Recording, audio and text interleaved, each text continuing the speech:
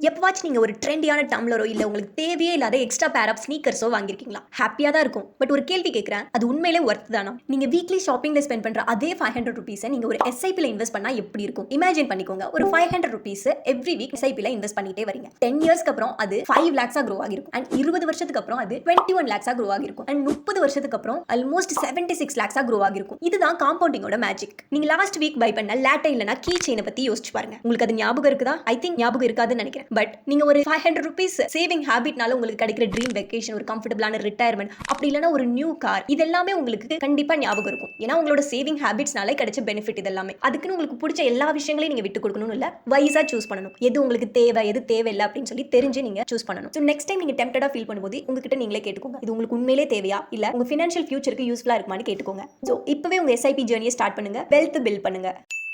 எங்க பயோல கொடுத்திருக்க link click பண்ணி ஒரு காம்ப்ளிமெண்டரி கன்சல்டேஷனுக்கு ரெஜிஸ்டர் பண்ணிக்கோங்க.